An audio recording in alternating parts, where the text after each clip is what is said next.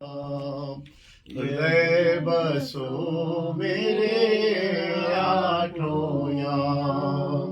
जय जय श्यामा, जय जय श्याम, जय जय श्री वृंदावन धाम। बोलिए वृंदावन बिहारी लाल की जय। कृष्ण चैतन्य नित्यानंद महाप्रभु की जय। धीर समीर बिहारी भगवान की जय। गिरिराज महाराज की जय। तुलसी महारानी की जय। वृंदावन रजरानी की जय। यमुना रस रानी की जय। हमारे गुरु स्थान श्री श्रृंगार भट्ट की जय। हमारे पूज्य दादाजी पिताजी उनके गुरुदेव श्री प्रभुपाद देवकी नंदन गोस्वामी पाद की जय। समस्त वैष्णव वृंद की जय। अपने अपने गुरुदेव भगवान की जय। धीर समीर बिहारी भगवान की जय। शालिग्राम प्रभु की जय। राधा रमन प्रभु की जय। जय जय श्री राधे श्याम। सप्त देवालय की जय। गुरु गोविंद कृपा से, आप समस्त वैष्णवों की कृपा से अनेक समय से संत चरित्र और वृंदावन के मंदिरों का थोड़ा सा परिचय चल रहा है।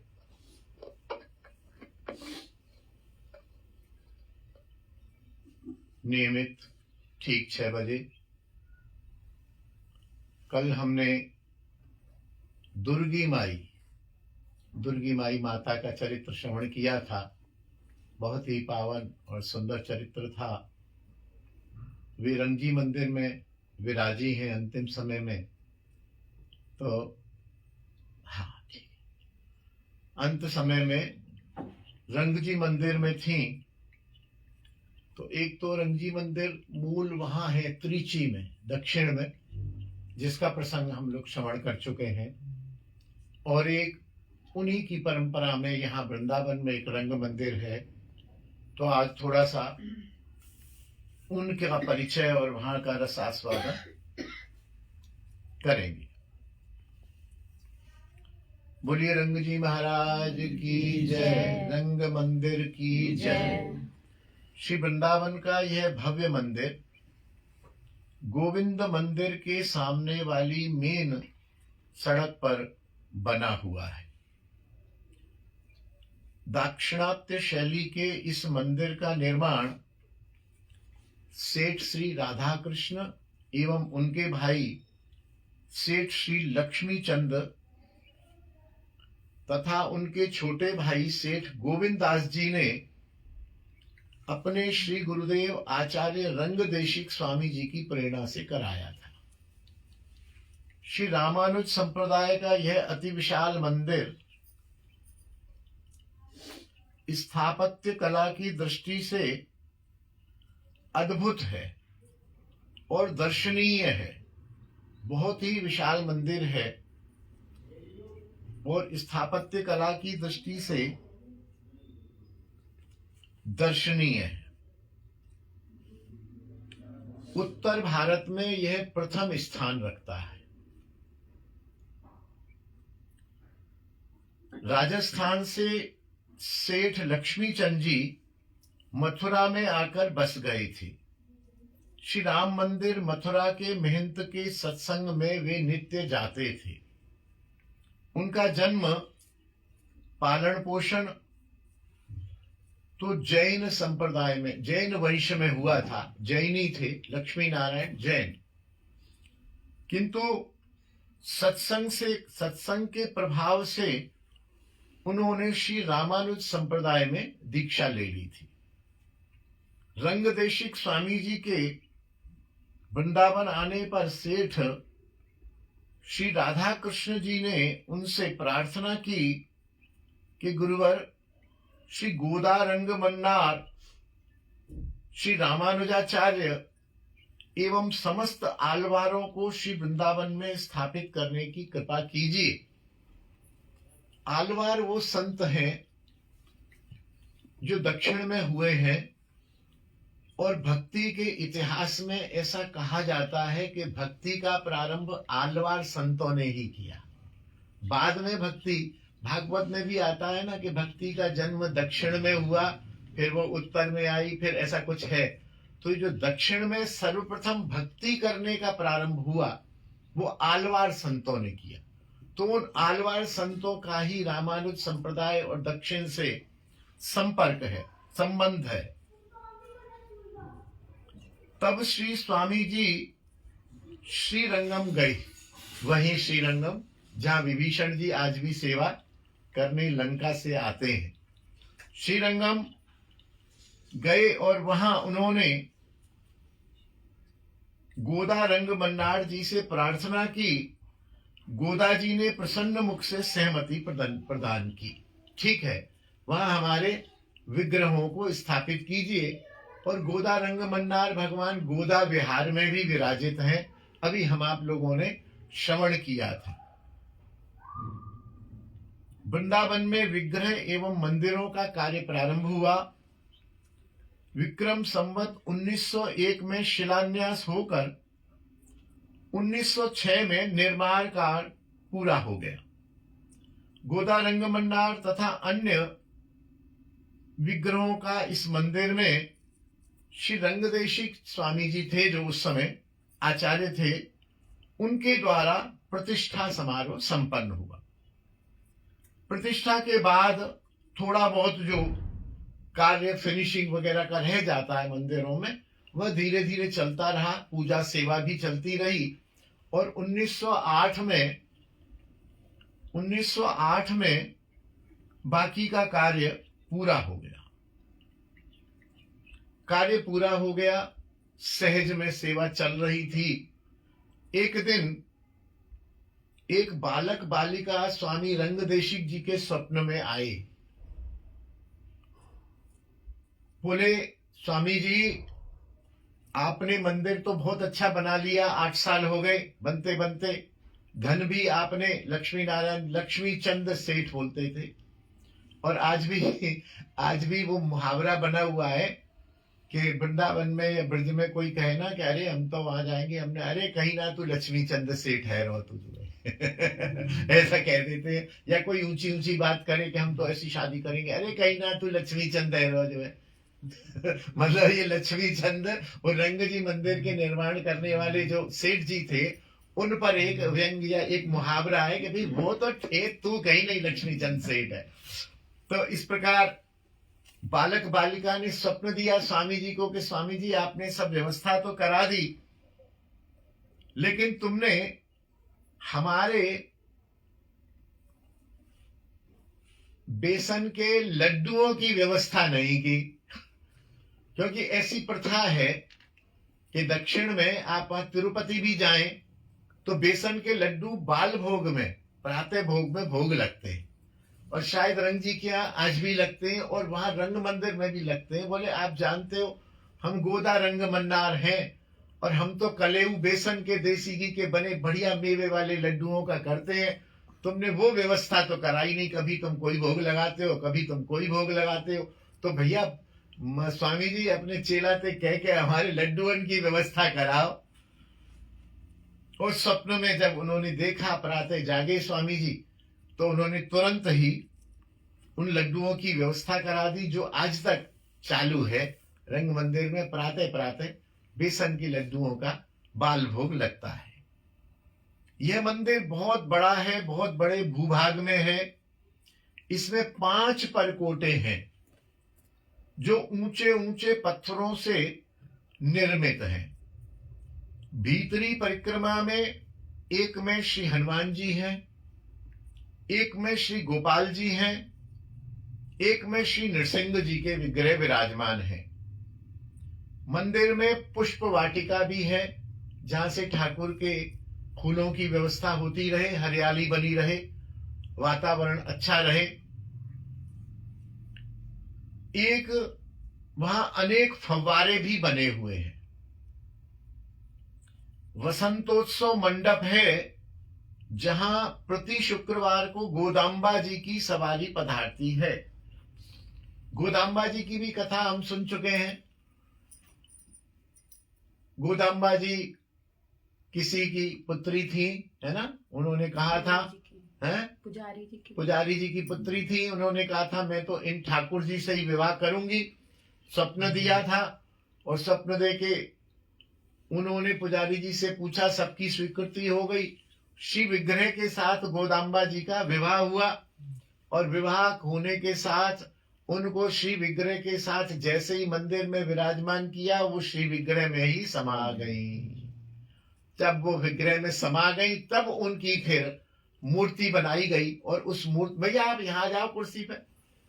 हाँ, आपको नींद आ जाएगी, आपको आएगी तो मुझे आ जाएगी फिर।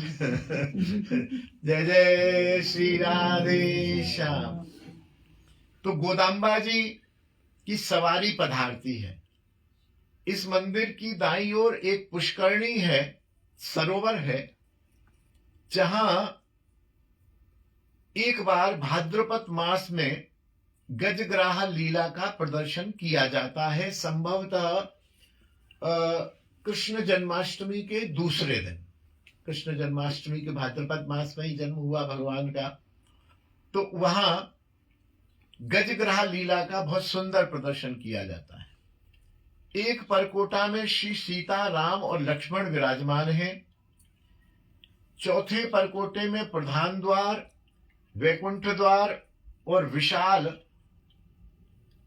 वैकुंठ द्वार और नैवेद्य द्वार, ये 3 द्वार बने हुए हैं। इसी में 60 फुट ऊंचा सोने का गरुड़ स्तंभ बना हुआ है तथा प्रधान बलि पीठ है। गरुड़ स्तंभ मतलब सोने का खंबा। सोने का खंबा 60 फुट ऊपर है और उसमें भी उत्सव होता है प्रतिवर्ष। उस पर ऊपर से लोग एक थैली रख दी जाती है। आजकल तो मेरे ख्याल से 1-2 लाख रुपए की थैली रखी जाती है और सारे गांव के पहलवानों को और सबको इनवाइट किया जाता है कि जो ऊपर चढ़ जाएगा उसको थैली मिल जाएगी। और ऊपर से 2 लोग उस पर तेल, चिकना तेल और पानी डालते रहते हैं। और ऐसा छोटा सा चौड़ा खंबा है, उस पर ऐसे थोड़े थोड़े निकले हुए, तो पहलवान लोग उनको नीचे से चढ़ते हुए ऊपर जाते हैं, फिसलते हैं, फिर नीचे गिरते हैं, धड़ाम, फिर हाथ पैर टूटता है। खूब अच्छा मेला लगता है, बहुत अच्छा। कई बार हमने देखा है और बहुत भीड़ होती है और वो ऊपर चढ़ते हैं। अंत तो गत्वा घंटे 2 घंटे में कोई ना कोई गांव का पहलवान चढ़ जाता है और उसको वो लूट के ले आता है। जैसे जैसे वो जो आजकल 10-20 साल से पिक्चरों में दिखाया जाता है ना, वो क्या मटकी मटकी क्या है, दही हांडी।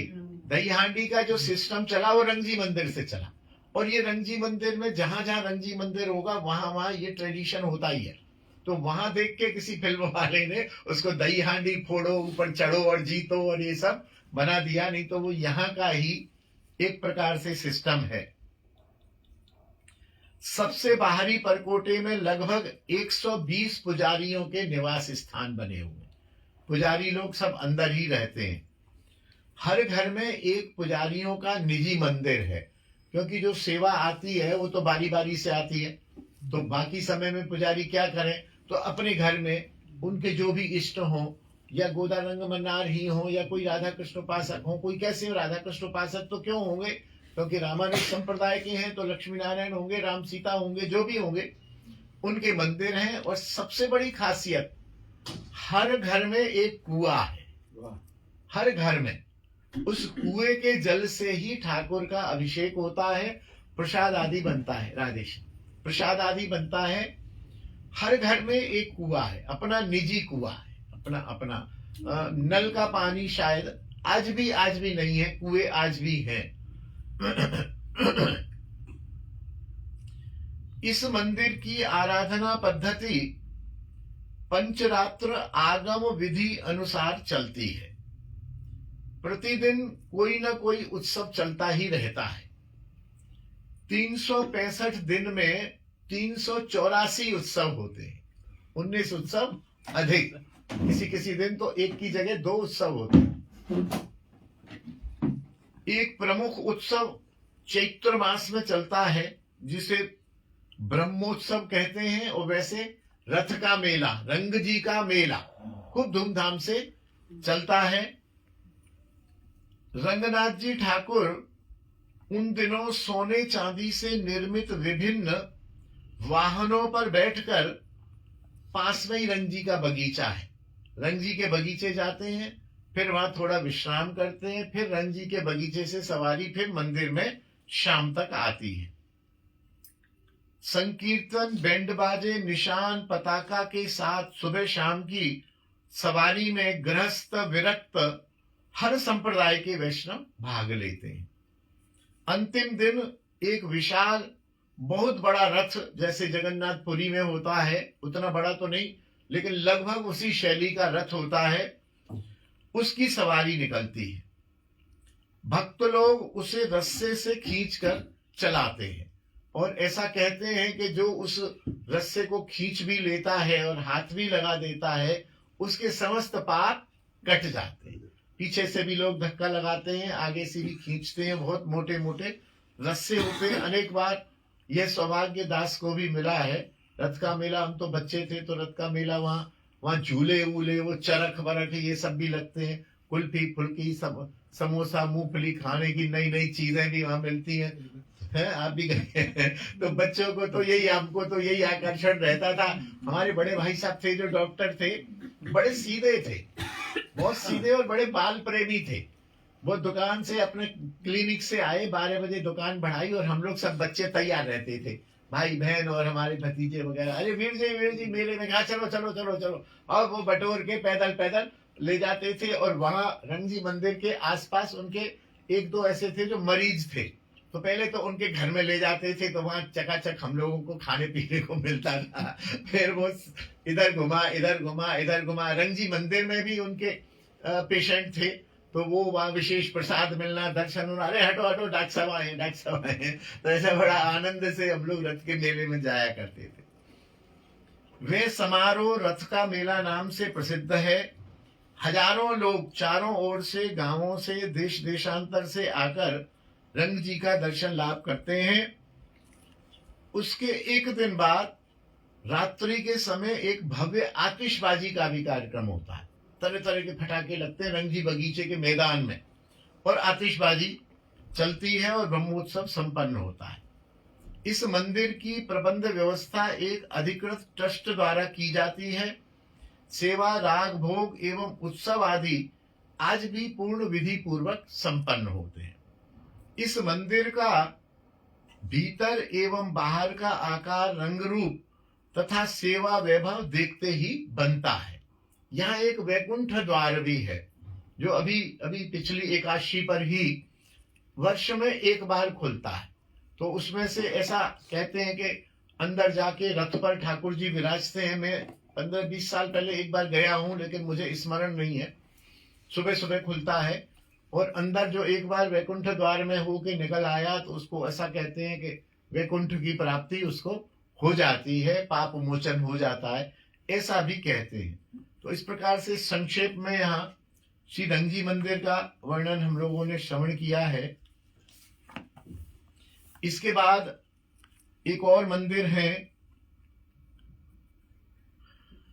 श्री राधा मुरारी मोहन कुंज। यह मंदिर रंगजी मंदिर से जब हम सीधे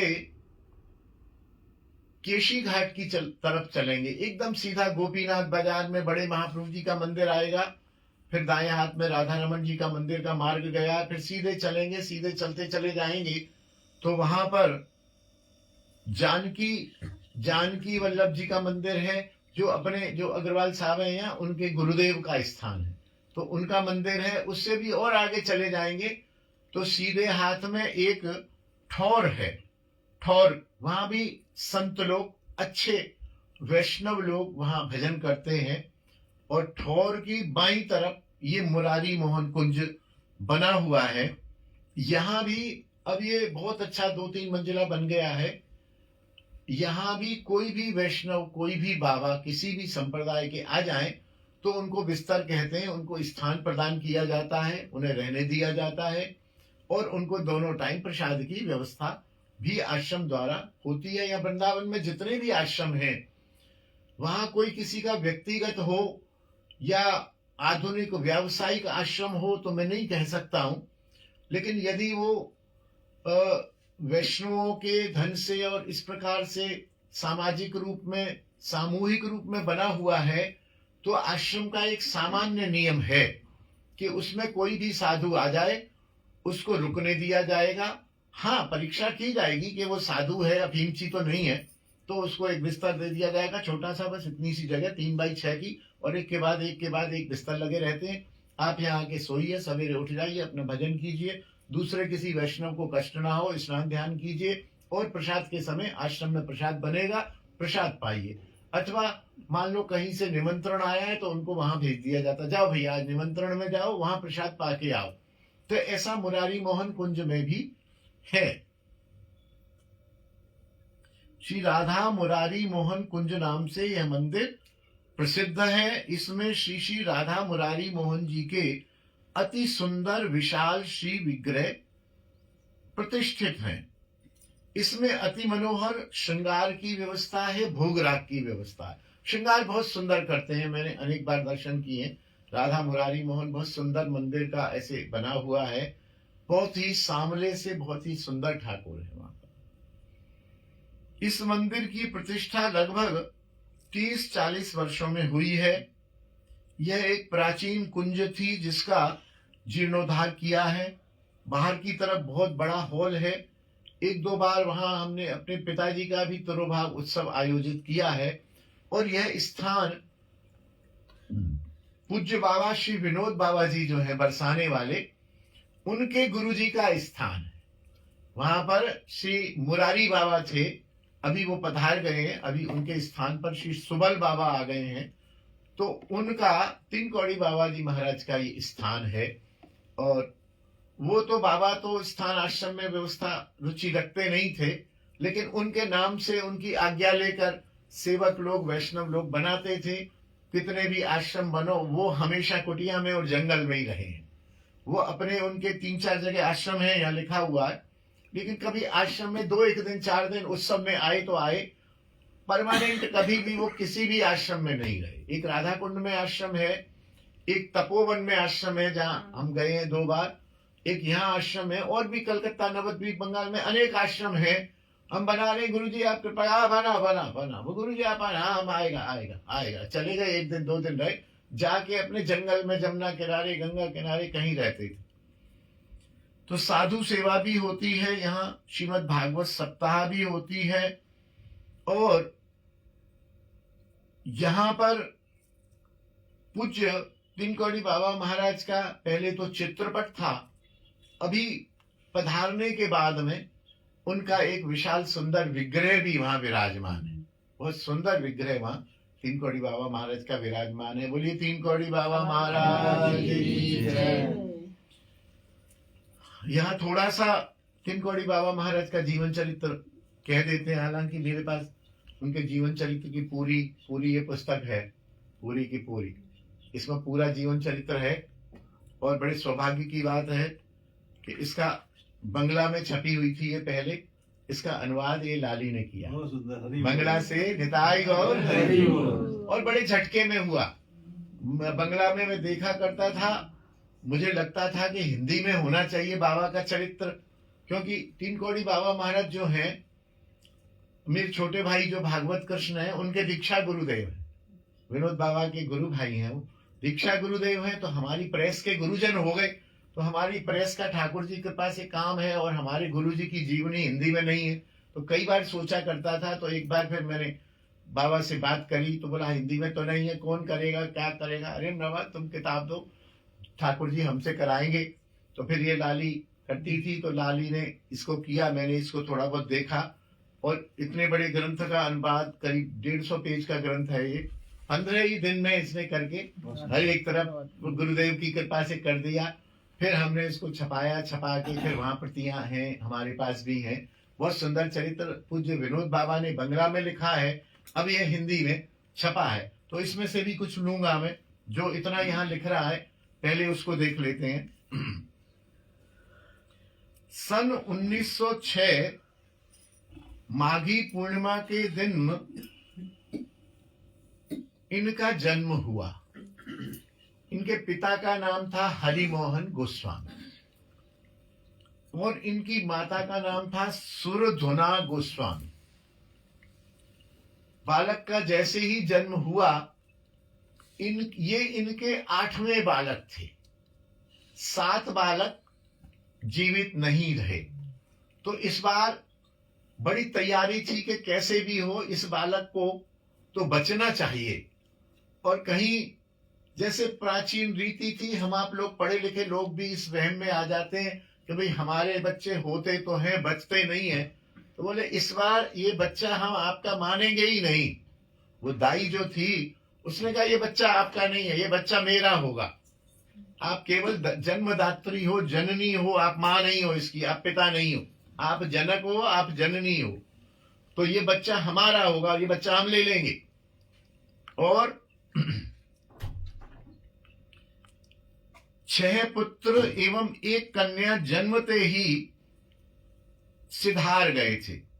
तो ऐसी धारणा बन गई थी कि हमारा संतान का सुख है ही नहीं, केवल जन्म दे के संतान चली जाती है। तो माता पिता ने भी कहा कि भैया ये हुआ तो है पुत्र, ये हमारा नहीं है, हमारा तो न पहले थे न ये। तो दाई ने कहा ये मेरा पुत्र है। नाल काटते ही दाई ने कहा हटो, तुम कोई माता नहीं, मैं इसकी माता, ये मेरा पुत्र है, हम इसको अपना पुत्र मानेंगे। शायद दूसरे का पुत्र होकर ये जीता रहे। फिर कुछ जब बालक बड़ा हो गया, तब फिर इनके माता पिता ने 3 कौड़ी, उस समय कौड़ियां चलती थी धन के रूप में, 3 कौड़ी देकर उस पुत्र को खरीद लिया। उस पुत्र को खरीद लिया। आ जाओ आगे, आ जाओ, आ जाओ आगे। जय जय श्री राधे श्याम। वाह, तो छुप के बैठ रही थी। हाँ, नहीं छुपता, संत वैष्णव छुपते थोड़ी है। जय हो, जय जय श्री राधे श्याम। उनका प्रकाश चारों ओर फैल जाता है। फिर माता पिता ने उस दाई को थोड़ा बड़ा होने के बाद 3 कौड़ियां दी। बोले ये पुत्र तो तेरा है, ये तू 3 कौड़ी पकड़ और हम तेरे को, इस पुत्र को खरीद रहे हैं, हमने पुत्र तेरा ही माना जाएगा। हम 3 कौड़ी देके हम खरीद रहे हैं इसको और हम इसका पालन पोषण करेंगे। तब से इनका नाम 3 कौड़ी रहा। तब से 3 कौड़ी बाबा का जीवन चरित्र प्रारंभ किया। अभी इनका नाम 3 कौड़ी गोस्वामी ही प्रसिद्ध हो गया। फिर पिताजी ने इनका नाम स्कूल वगैरह में पढ़ना पढ़ाना था तो किशोरी किशोरानंद रखा। किशोरी किशोरानंद गोस्वामी। किशोरी माने श्री राधा जी और किशोर माने श्री ठाकुर जी। इनको आनंद देने वाला, हमें नहीं देना आनंद, तू इनको ही आनंद दे। हम तो बड़े दुखी हैं, हमारी तो संतान बचती नहीं है, हम अपना मानेंगे, अपने सुख के लिए तेरे को मानेंगे, पता नहीं तू छोड़ के चला जाए। तू तो ठाकुर के लिए ही है, ठाकुर को ही आनंद प्रदान कर।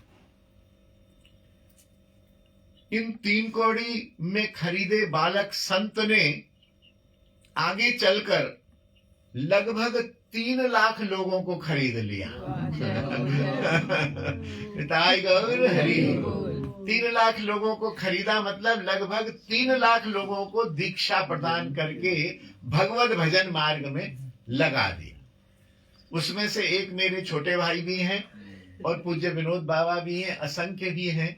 मेरे ऊपर भी बाबा की कृपा हुई। जब छोटे भाई की दीक्षा हुई तो मेरी दीक्षा हो चुकी थी, तो पिताजी साथ में थे।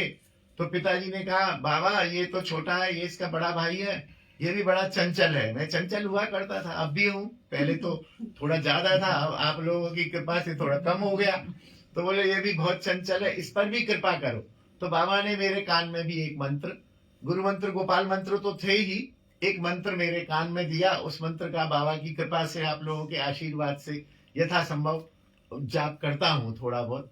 और बाबा 3 कौड़ी बाबा सदैव मेरे मेरे गुरुदेव जहां भी विराजे हैं, और मेरे गुरुदेव जैसे यहाँ है, देखिए आप, पिताजी के गुरुदेव, फिर मेरे गुरुदेव, साथ में 3 कौड़ी बाबा। ये अवश्य पहले दिन से रहे हैं। फिर पिताजी, ये चारों के चारों जो हैं मेरे साथ रहे हैं। सेंटर वाले जो खड़े हुए हैं सेंटर में ही। उनकी भी बड़ी कृपा रही, तो उन्होंने 3 लाख लोगों को दीक्षा देकर शिष्य बनाया और खरीद लिया। 3 विशाल आश्रमों का ब्रज में स्थापना की, एक राधा कुंड में, एक तपोवन में और एक गोवर्धन में। 3 कौड़ी गोस्वामी पाद की इच्छा और केवल मात्र आज्ञा से निर्माण हुआ। इन्होंने आश्रम निर्माण में कोई रुचि नहीं ली, न किसी सेवक से धन मांगा, न उन आश्रमों में ये कदाचित रहे। उत्सवों में चले जाना, रह जाना, 10-5 दिन रहना और फिर जाके जंगल में ही भजन करना। आप कहीं भी रहते, तन मन आपका श्री वृंदावन में रहा करता था। अतः वृंदावन में श्री राधा मुरारी मोहन कुंज की स्थापना होने पर इसमें अपने इष्ट देवों को प्रतिष्ठित किया। आप ब्रज के गांव-गांव में जाकर हरि नाम का प्रचार करते थे, श्रीमद् भागवत पाठ करते थे। समस्त ब्रज के, केवल ब्रज में ही नहीं, बंगाल, नवद्वीप, नीलाचल, कलकत्ता, सर्वत्र आपने अनासक्त रहकर श्री हरिनाम के माध्यम से असंख्य संसारासक्त जीवों को श्री भगवत सानिध्य प्रदान किया, कृपा प्रदान की। गोस्वामी पाद के दर्शनों के लिए सदैव गृहस्थ, विरक्त, हर प्रकार के संतों की, धनियों की, मानियों की भीड़ लगी रहती थी। ये उन लोगों को आश्रमों में रहने का स्थान देते थे और आप सदा निर्जन वन में अथवा गिरिराज की तलहटी में एक वृक्ष के नीचे जाकर छिपे रहते और वहां भजन में लगे रहते थे। आश्रम में भंडारा हो रहा है, गुरुजी कहाँ है, गुरुजी कहाँ है, किसी को पता ही नहीं। सवेरे कमंडल उठाया और अपने चले गए। कहाँ है गुरुजी, कहाँ है, अरे देखो, पता करो, चलो गुरुजी, करो करो, तुम भंडारा करो, ठीक है ठीक है, मैं आएगा, जाओ, हम आज बहुत कम और उत्सवों में आते थे, प्रपंच से बहुत ही दूर रहते थे। संध्या समय, संकीर्तन के समय श्रीमद् भागवत कथा जब वो कहते थे, तभी एक निश्चित समय होता था कि बाबा के अभी दर्शन हो जाएंगे, भागवत कथा में ही हो जाएंगे, और फिर पता नहीं है बाबा कहाँ रहे, किधर जाए। 3 बजे रात को उठ जाना, भजन में बैठना उनके जीवन भर का व्रत रहा। सेवकों के घर जाकर माधुकरी लेना, इससे उनको बड़ा आनंद आता था। किंतु हजारों सेवकों, ग्रामवासियों की ओर से भंडारे सदैव आपके आश्रमों में चलते ही रहते थे। विशेषकर ब्रजवासियों से, इधर से तो माधुकरी मांगते थे और इधर ब्रजवासियों के भंडारे कराते थे। संतों के तो कराते ही थे, ब्रजवासियों को, लाला, बाबूजी, पंडित जी, महाराज जी, ब्रजवासी, चलो ब्रजवासी भंडारा होगा, ब्रजवासी भंडारा होगा। ब्रजवासियों को बुलाते और उनको चकाचक देसी घी की पूड़ी, हलवा, लड्डू, रायता, खीर खूब खवाते थे, खूब पवाते थे। साधारण व्यक्तियों की तो बात क्या कहें, चोरों का भी आपने उद्धार किया, कथा आएगी इसमें। लुटेरों का भी उद्धार किया, हिंसक जीवों तथा प्रेतों का भी आपने उद्धार किया, कई प्रेतों का उद्धार किया। एक दिन राधा कुंड में आप अपने आश्रम पर लेटे लेटे रात्रि 10 बजे भजन कर रहे थे। कमरे में अंधकार था। गौर गोविंद इनका एक सेवक था। कुछ देर पहले ही वह इनके कमरे से बाहर चला गया और बाहर से ताला लगा देते थे, क्योंकि ये भजन में रहते थे। कभी निद्रा लग गई या कभी अर्ध बाह्य आवेश में रहते थे। मैंने जब भाई ने जब दीक्षा ली तो उस समय ये अर्ध बाह्य आवेश में थे। विनोद बाबा इनकी सेवा में थे, उन्होंने ही सब मंत्र आदि का कार्य संपन्न कराया। तो अर्धबाह्य अवस्था में थे। और विनोद पूज्य विनोद बाबा बहुत सुनाते भी हैं। एक वो सुनाते हैं कि एक दिन आवाज लगाई, ए विनोद। बोले हाँ बाबा आ गया। बोले आज हमको स्नान नहीं कराओगे? बोले बाबा स्नान रात्रि में तो आप करते कि अभी रात्रि है क्या? बोले बाबा हाँ रात्रि का 9 बजा। अरे हम समझा सुबह का 9 बज गया, आज विनोद ने स्नान नहीं कराया। बोले नहीं बाबा रात्रि का। अच्छा रात्रि है, अच्छा ठीक है मैं सो जाता हूँ। अर्धबाह्य अवस्था में बहुत प्रसंग है, बहुत है इनके। गौर गोविंद सेवक इनके कमरे को बाहर से ताला लगा के चला गया था। प्रभुपाद लेटे हुए थे, नाम कर रहे थे, और कोई व्यक्ति उनके पैर दबा रहा था, चरण सेवा कर रहा था। तो प्रभुपाद ने समझा वही गौर गोविंद मेरी चरण सेवा कर रहा है।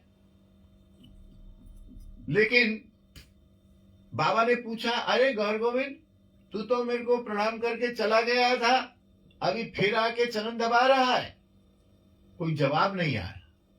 जवाब नहीं आया तो बाबा को थोड़ा आभास हुआ, कौन है भाई, कौन चरण दबा रहा है मेरे? कुछ उत्तर नहीं मिला।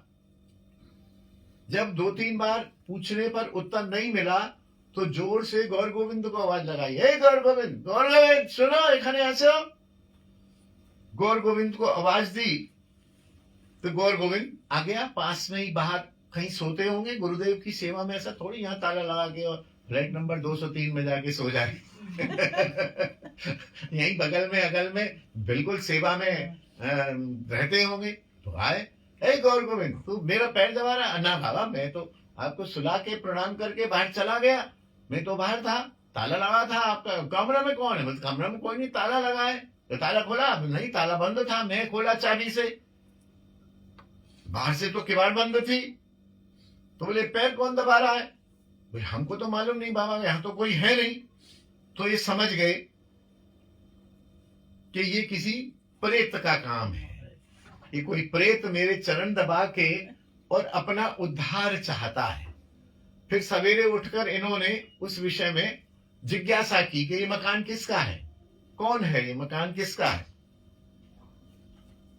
बाद में पता लगा कि जहां तिनकोड़ी प्रभुपाद रह रहे थे तो वहां उस मकान का जो मालिक था उसने इस मकान में आत्महत्या कर ली थी। संभवतः वही प्रेत था।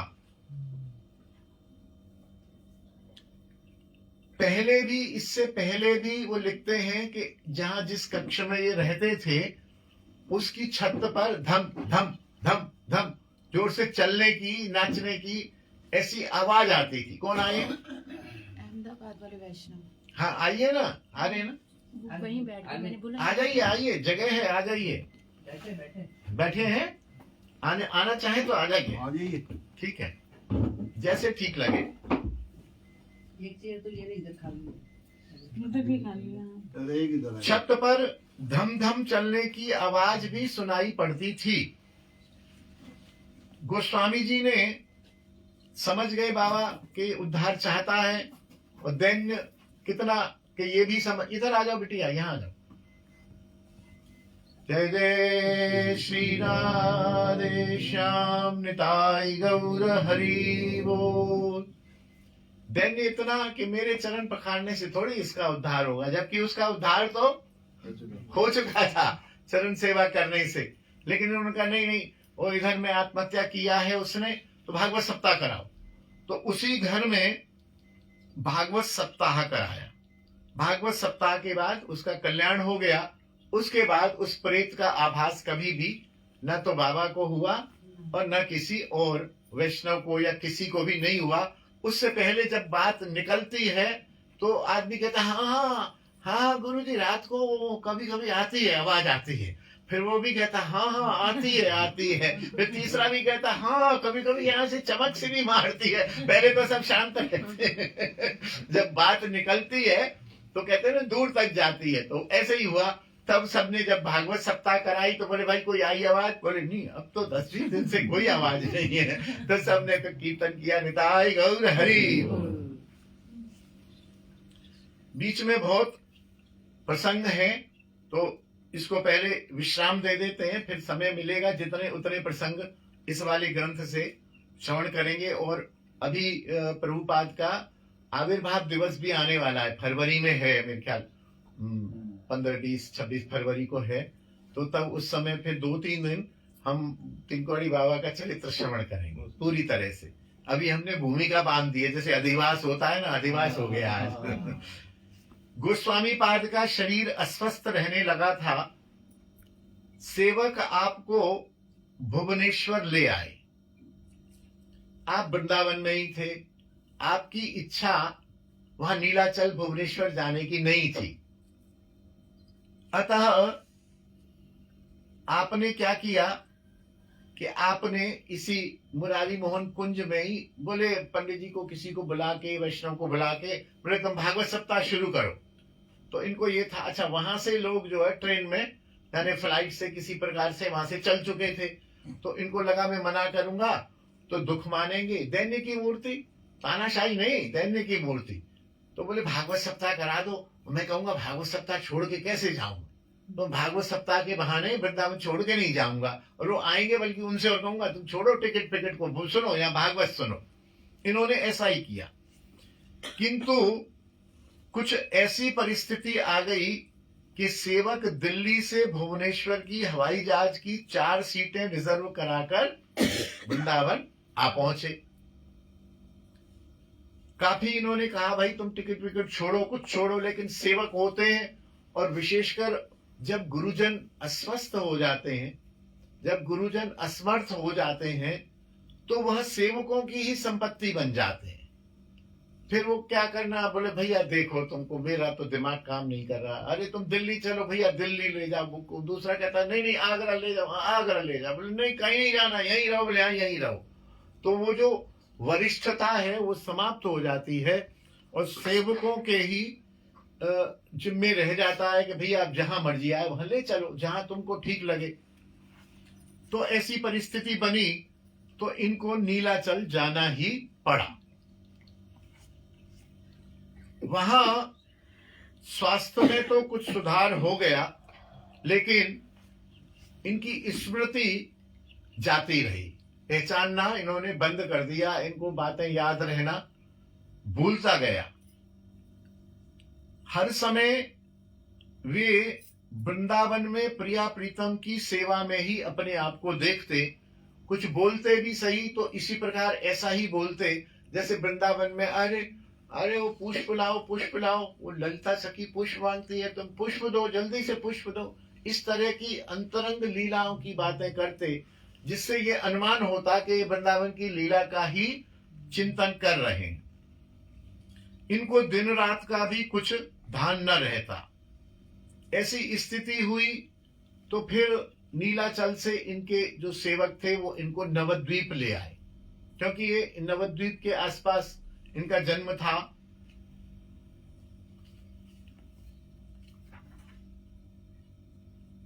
यहां लिखा नहीं है, खैर नवद्वीप ले आए। उनके शिष्य, एक शिष्य थे वृंदावन दास। उन्होंने एक दिन आके कहा, गुरुजी मुझे आज्ञा दीजिए, आपका शरीर ठीक तो नहीं है, लेकिन मेरा टिकट हो गया, मेरा मजबूरी है, मैं वृंदावन जाना चाहता हूं, आप यदि आज्ञा दें तो मैं वृंदावन चला जाऊं। उस समय पता नहीं इनमें कहां से बाह्य आ गया और बोले हाँ हाँ वृंदावन दास, तुम वृंदावन जाओ और तुम पहुंचो, मैं भी आ रहा हूं पीछे पीछे, मैं भी पीछे पीछे आ रहा हूं। वास्तव में वृंदावन से जाने के बाद ठाकुर मुरारी मोहन भी इन्हें वृंदावन बुलाना ही चाहते थे।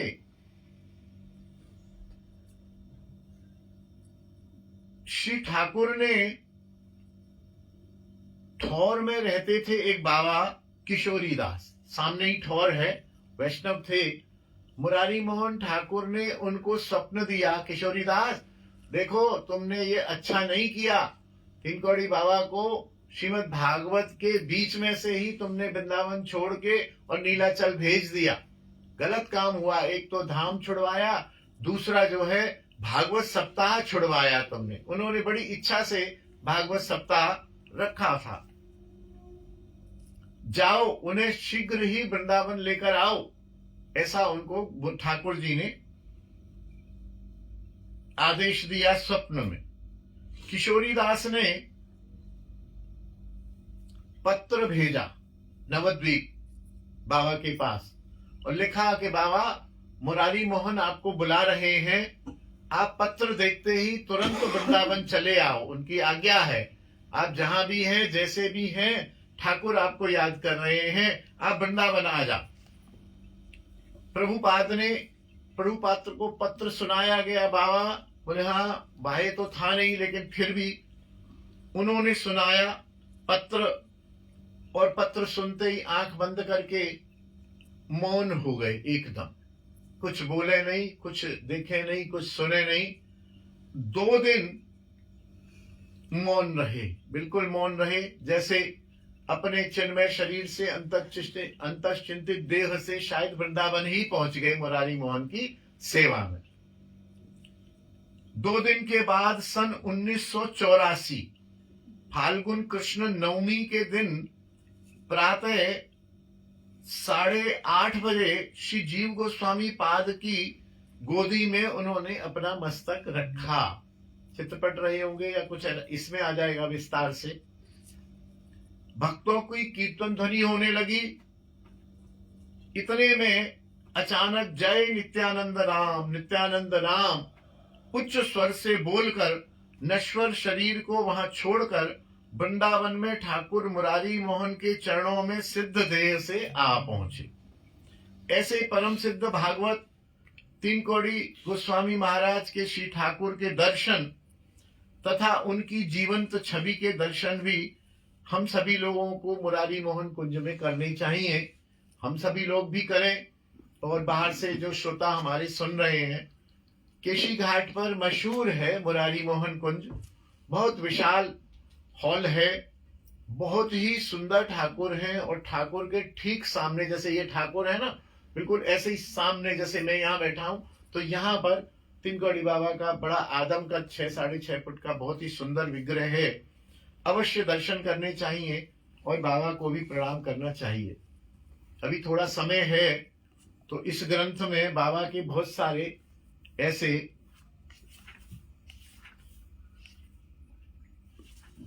चरित्र हैं।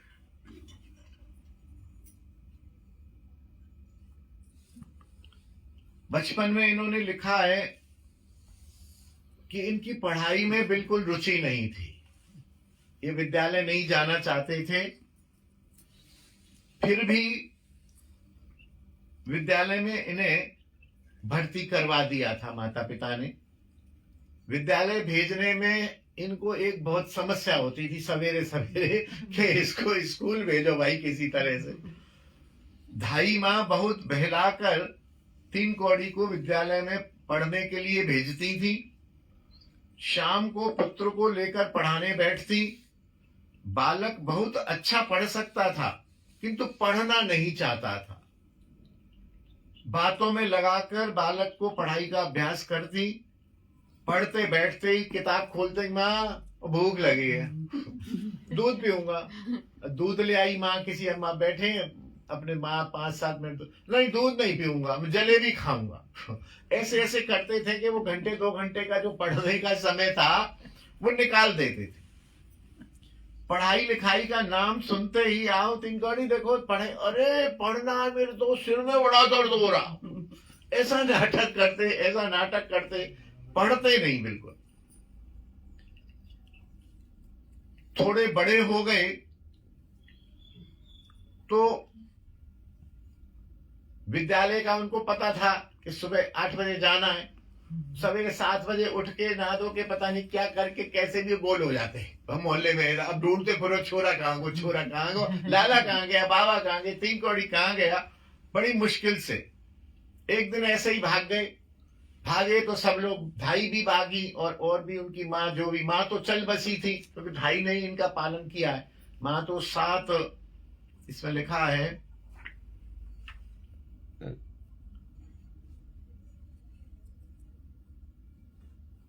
मां चल बसी, बहुत जल्दी चली गई संभवतः। क्या 3-4 वर्ष के थे शायद, इतना हम्म। लंबा। इसमें चलिए ये सुना देते हैं पहले।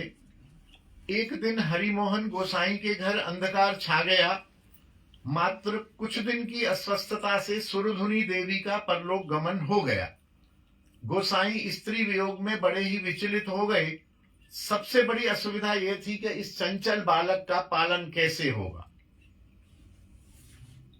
अनेकों ने इनके पिता से दूसरा विवाह करने के लिए कहा, किंतु वे दूसरा विवाह करने के लिए कभी भी सहमत नहीं हुए। यदा कदा इनको शिष्यों के घर भी जाना पड़ता था, वहां से जो प्रणामी मिलती थी उसी से घर का पालन पोषण होता था। उनके दूर के संपर्क की एक बहन गोस्वामी के पुत्र को स्नेह करती थी। वे कहने लगी, आप क्यों चिंता करते हैं, मैं आपकी संतान का पालन करूंगी। मैं आपकी बहन हूं, मैं आपकी संतान का पालन करूंगी। आप संतान मुझे दे दो। आज से आप यही मानो कि यह संतान आपकी नहीं मेरी है। गोस्वामी तो पहले ही संतुष्ट हो गए, बोले मेरी तो वैसे भी नहीं है, मैंने तो 3 कौड़ी दे के खरीदी हुई है, संतान तो ये ढाई की है, अब तेरी हो गई। वे कहने लगे, बहुत अच्छा किया बहन, तुमने मुझे बचा लिया। आज से ये संतान तुम्हारी है। तब से धाई मां 3 कौड़ी बालक का पालन करने लगी। तो एक दिन ये स्कूल जाने के नाम पर घूम गए इधर से उधर, धाई माँ और अरे देखना मेरा लाला कहाँ गया, उसको स्कूल जाना, देखना देखना देखना, ढूंढे इधर ढूंढे उधर ढूंढे। और महाराज क्या हुआ, ये ढूंढ ढांड के वापिस आ गए। बोले पता नहीं कहाँ चला गया, आ जाएगा। थोड़ी देर बाद किसी ने आके बताया कि वो 3 कौड़ी तो बाहर, घर के बाहर जो नीम का पेड़ है ना, उस पर ऊपर चढ़ के बैठा हुआ बंदर की तरह से, और वो मजा देख रहे थे। नीचे कौन जा रहा है कौन आ रहा, ऊपर बैठे हुए आनंद से सब आनंद ले रहे थे। तब किसी ने बताया तो बड़ी मुश्किल से फिर उन्होंने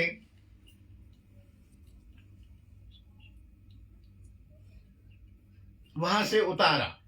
ऐसे ही एक दिन और हुआ।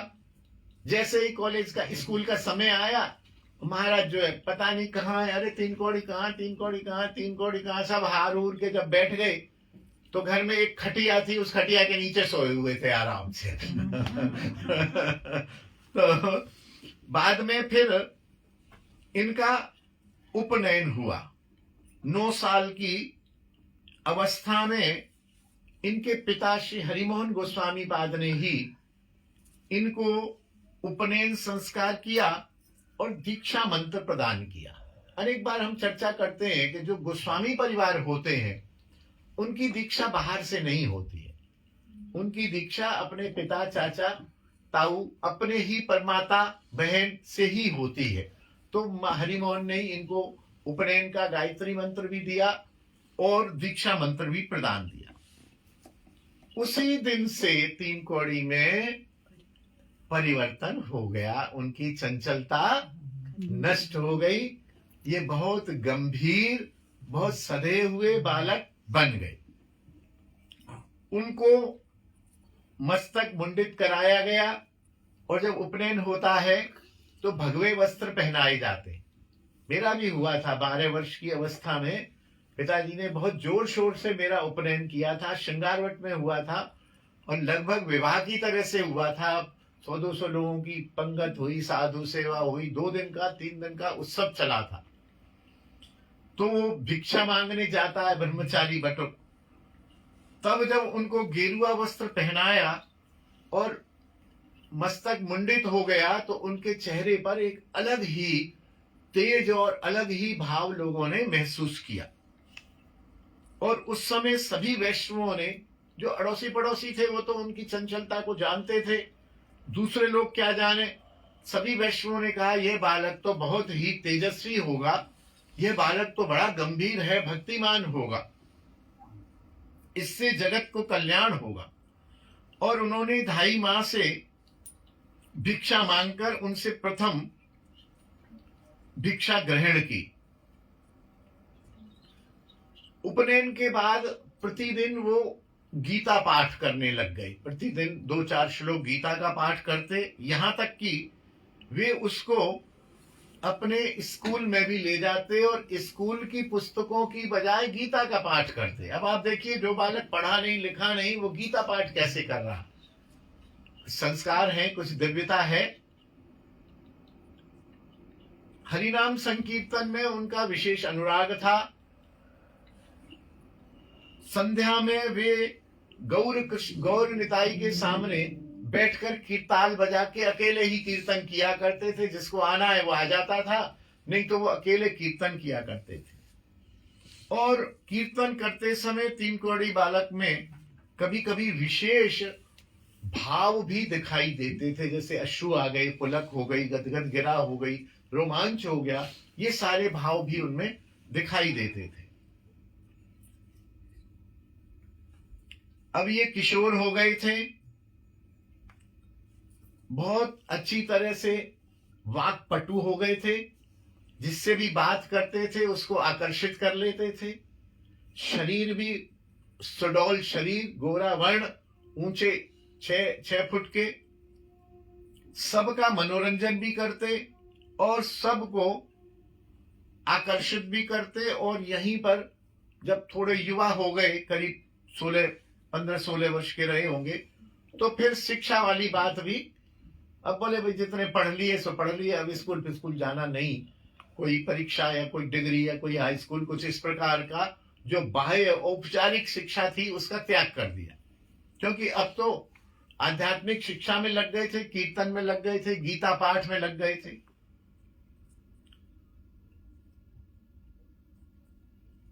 इनके जो पिता थे वो थोड़े चिंतित थे कि मेरा शरीर तो जाएगा, आय का कोई साधन नहीं है, जो भी परिवार का पालन पोषण होता है वो यजमान या शिष्यों की प्रणामी द्वारा ही होता है, गोस्वामी स्वरूप है।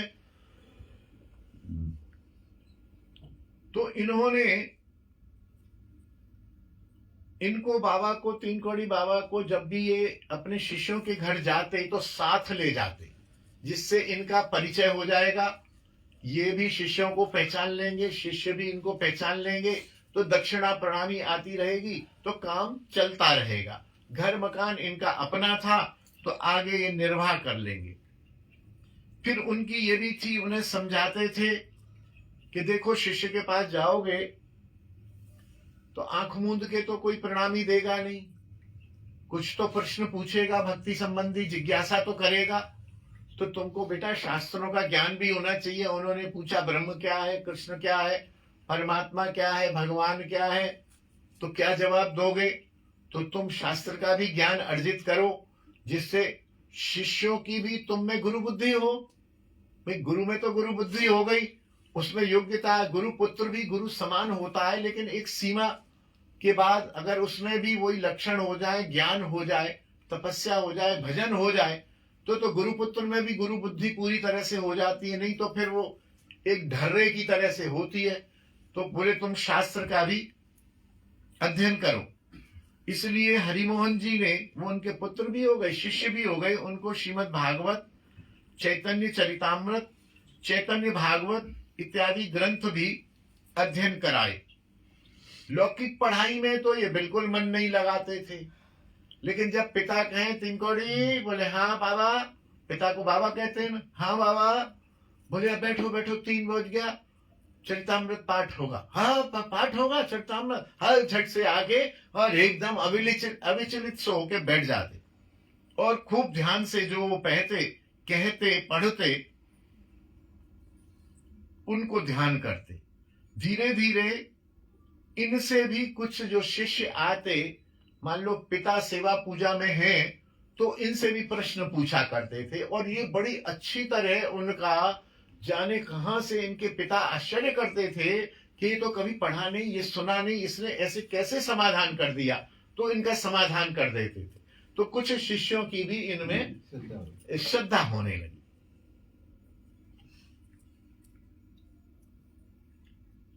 इनके घर में श्री गौर बलराम लिखा है, गौर नित्यानंद होना चाहिए मेरे ख्याल से, गौर बलराम के श्री विग्रह के सम्मुख श्रीमद् भागवत, चैतन्य चरितामृत आदि भक्ति ग्रंथों का स्वतः ही पाठ करते। कभी तो पिता होते साथ में, पिता नहीं भी होते तो अपने ग्रंथों का पाठ ठाकुर को सुनाते, और कभी पिता भी आ जाते, कभी कभी एक दो शिष्य भी आके इनके आसपास बैठ जाते।